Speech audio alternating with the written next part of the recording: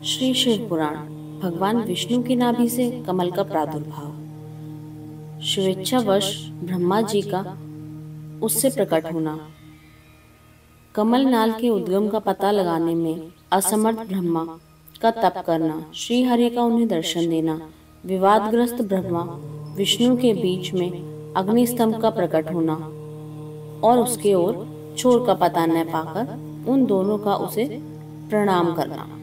ब्रह्मा जी कहते हैं, देवर्षि, जब नारायण देव जल में शयन करने लगे उस समय उनकी नाभि से भगवान शंकर के इच्छावश सहसा एक उत्तम कमल प्रकट हुआ, जो बहुत बड़ा था। उसमें असंख्य नालदंड थे। उसकी कांति कनेर के फूलों के समान पीले रंग की थी तथा उसकी लंबाई और ऊंचाई भी अनंत योजन थी। वह कमल करोड़ों सूर्यों के समान प्रकाशित हो रहा था।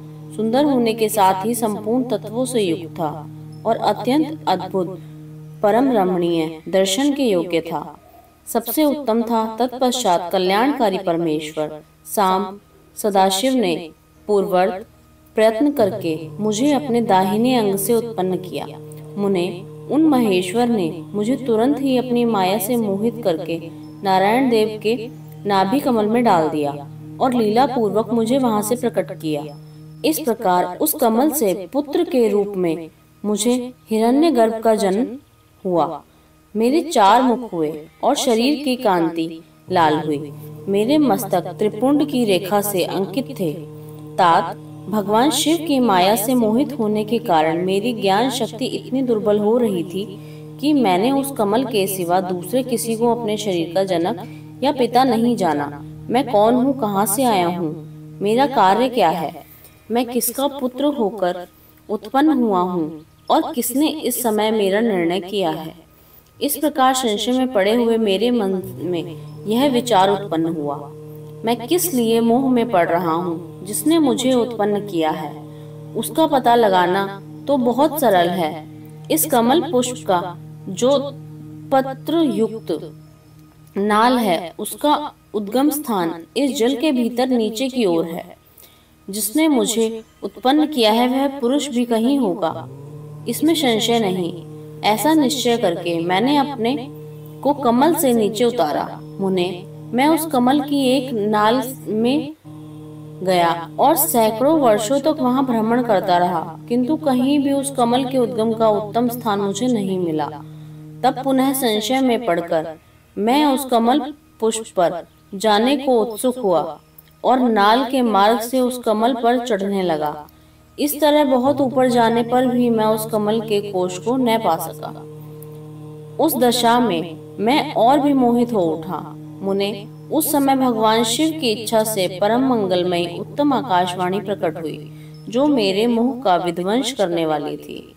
उस वाणी ने तपस्या करो। उस आकाशवाणी को सुनकर मैंने अपने दाता पिता का दर्शन करने के लिए उस समय पुनः प्रयत्न पूर्वक 12 वर्षों तक घोर तपस्या की।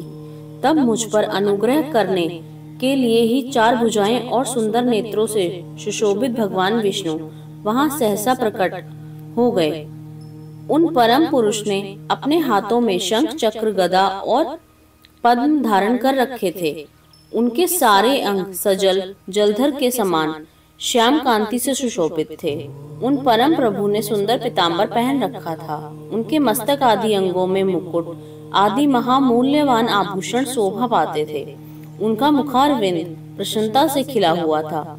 मैं उनकी छवि पर मोहित हो रहा था। वे मुझे करोड़ों कामदेवों के समान मनोहर दिखाई दिए। उनका वह अत्यंत सुंदर रूप देखकर मुझे बड़ा आश्चर्य हुआ। वे सांवली और सुनहरी आभा से उद्घोषित हो रहे थे। उस समय उन सत्स्वरूप सर्वात्मा 4 भुजा धारण करने वाले महाबाहु नारायण देव को वहां उस रूप में अपने साथ देखकर मुझे बड़ा हर्ष हुआ। तदंतर उन नारायण देव के साथ मेरी बातचीत आरंभ हुई। भगवान शिव की लीला से वहां हम दोनों ने कुछ विवाद छिड़ गया। इसी समय हम लोगों के बीच में एक महान अग्नि स्तंभ ज्योतिर्मय लिंग प्रकट हुआ। मैंने और श्री विष्णु ने क्रमशः ऊपर और नीचे जाकर उसके आदि अंत का पता लगाने के लिए बड़ा प्रयत्न किया, परंतु हमें कहीं भी उसका और छोर नहीं मिला। मैं थक कर ऊपर से नीचे लौट आया और भगवान विष्णु भी उसी तरह नीचे से ऊपर आकर मुझसे मिले। हम दोनों शिव की माया से मोहित थे। श्री हरि ने मेरे साथ आगे पीछे और अगल बगल में परमेश्वर शिव को प्रणाम किया। फिर वे सोचने लगे, यह क्या वस्तु है, इसमें स्वरूप का निर्देश नहीं किया जा सकता, क्योंकि न तो इसका कोई नाम है और न ही कर्म है। लिंग रहित तत्व ही यहाँ लिंग भाव को प्राप्त हो गया है। ध्यान मार्ग में भी इसके स्वरूप का कुछ पता नहीं चलता। इसके बाद मैं और श्री हरि दोनों ने अपने चित्त को स्वस्थ करके उस अग्नि स्तंभ को प्रणाम करना आरंभ किया। हम दोनों बोले, महाप्रभु, हम आपके स्वरूप को नहीं जानते। आप जो कोई भी हो, क्यों न हो, आपको हमारा नमस्कार है। महेशान, आप शीघ्र ही हमें अपने यथार्थ रूप का दर्शन कराइए। मुनि श्रेष्ठ इस प्रकार अहंकार से आविष्ट हुए। हम दोनों ही वहां नमस्कार करने लगे। ऐसा करते हुए हमारे 100 वर्ष बीत गए।